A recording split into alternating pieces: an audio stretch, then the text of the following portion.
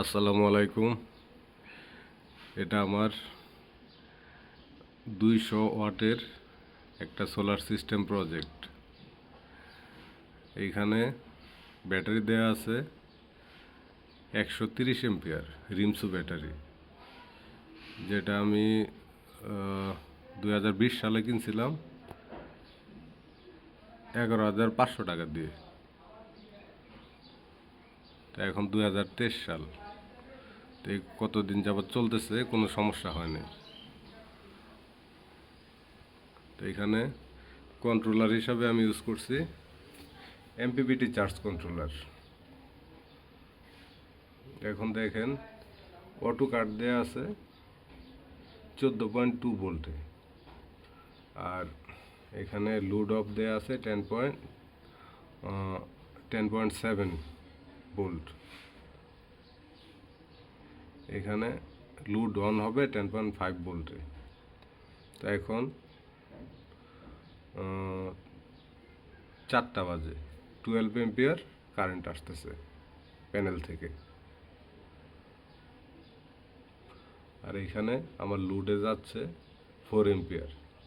4টা fan already এখন running আছে, আর লোড হিসাবে আরও রানিং আছে। এটা একটা ইনভার্টার, এখানে এটা দিয়ে অনু রাউটার এই দুইটা চলতেছে। আর এখানে আরেকটা ইনভার্টার, এটা দিয়ে আমার টিভি, মোবাইল চার্জ, মানে কারেন্টের অ্যাবসেন্টে যেগুলা চার্জ দেওয়া বা চালানো দরকার ওগুলো সবগুলো চালানো হচ্ছে। আর এটা আদার্স একটা ডিভাইস মোবাইলের মাধ্যমে যাতে কন্ট্রোল করা যায় এটা লাগানো আছে। এই যে এখানে আমার ব্যাটারি কানেকশনটা দেখেন, এই যে 130 এম্পিয়ারের ব্যাটারি। এই টার্মিনাল থেকে প্লাস মাইনাস কেবল এই দিক দিয়ে আমি ডিবি বক্স, এটা হাতের তৈরি করা, এটার ভিতরে নিয়ে আসছি। এই যে এখানে একটা এই জায়গায় অপশান করা হয়েছে, কারণ এই জায়গায় একটা আমার ইনভার্টার ছিল এই পজিশনে।